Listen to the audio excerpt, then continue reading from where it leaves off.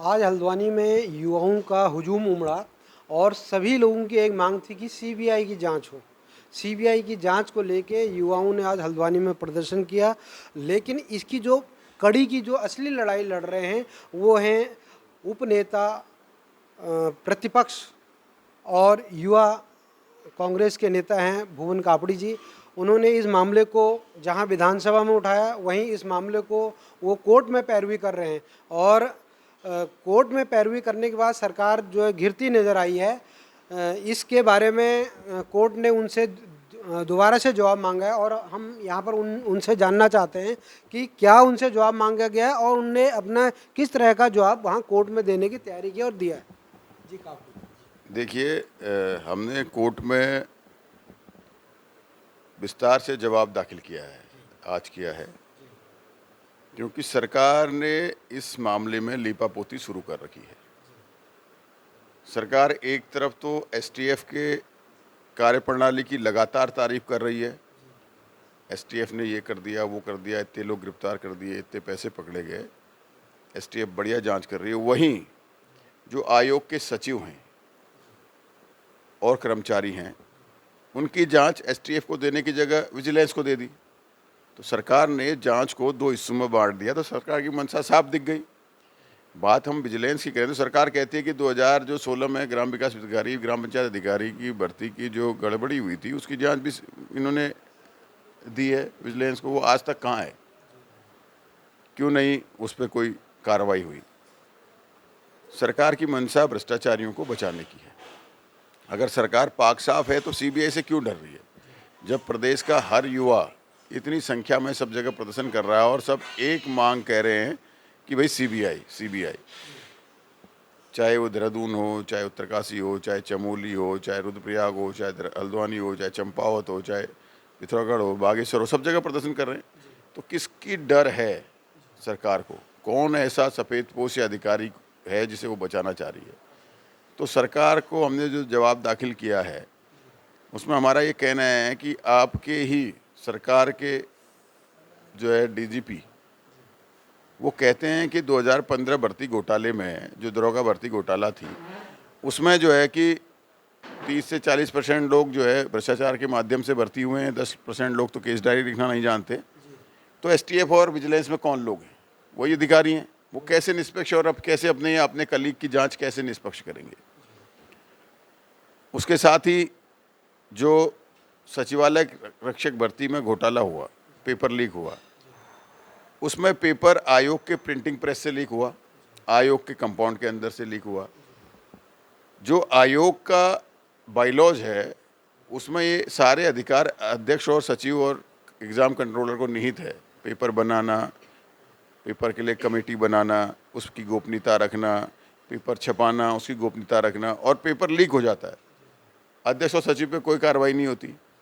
एक आउटसोर्स के कर्मचारी राणा को जेल भेजकर लिपापोती कर देती है सरकार।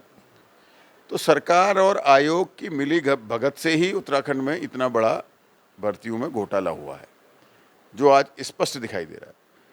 जो लोग 2017 में जो भर्तियों में जिन आरोपी थे मंगलौर थाने में और जो है पौड़ी में, उनकी जांच में जिनको आज ये मुख्य आरोपी बता रहे हैं, उनको क्लीन चिट दे दी। और मुकदमा जो हाईकोर्ट गए तो सरकार ने हाईकोर्ट में उन दोषियों के खिलाफ कोई कार्रवाई नहीं करी और वो सारे लोग मुकदमे को कंपाउंड कराकर चले गए। तो सरकार यानी उनको संरक्षण दे रही है। तो इससे साफ स्पष्ट है कि भारतीय जनता पार्टी और आयोग ने मिलकर ही उत्तराखंड के युवाओं के भविष्य के साथ खिलवाड़ किया है। भर्ती घोटाले में ये सारे लोग संलिप्त हैं। तो जिनको ये हाकम सिंह को कहते हैं ये मास्टरमाइंड है, हाकम सिंह एक अधिकारी का खानसामा था, वो कैसे मास्टरमाइंड हो सकता है? दूसरा जो था वो ड्राइवर था, तीसरा जिसे कहते हैं वो टुक टुक चलाता था। असली ये तो एक कंपनी है, कंपनी की छोटी छोटी फ्रेंचाइजी बटे जिनके नाम बता रहे हैं। कंपनी के शेयर होल्डर कौन है, मालिक कौन है, इसका पता करना जरूरी है और उसके लिए ज़रूरी है कि सीबीआई हो। एक बात ये कही जा रही है कि धामी जी निष्पक्षता की ओर नहीं बढ़ रहे हैं। एक तो जांच को दो हिस्सों में बांट दिया है, एसटीएफ और विजिलेंस, और दूसरा अभी तक उनने ये पारदर्शिता नहीं दिखाई है कि जो उनके अपने आरोप लगे, जो उनके रिश्तेदारों पर आरोप लगे, उनको नहीं हटाया। क्या कहना? देखिए, वो तो आदमी प्रदेश के प्रति कितना निष्ठावान है, कितना न्यायप्रिय है, कितना वो प्रदेश को संदेश देना चाहता है, प्रदेश के लिए काम करना चाहता है, उसके निर्णयों से दिखता है। यहाँ विधानसभा भर्ती घोटाले में स्पष्ट रूप से नाम आने के बाद आज भी उन सब लोगों को साथ रखना तो दिखती है कितनी कर्तव्यनिष्ठता अपने पद के प्रति है, ये साफ साफ दिखाई दे रही है। इसके अलावा एक नया समाचार आया है, संघ के लोगों पे भी छींटे पड़े हैं इस भर्ती के, जो प्रांत प्रचारक थे यदुवीर सिंह और उसके अलावा जो उनके उनके रिश्तेदार आए हैं।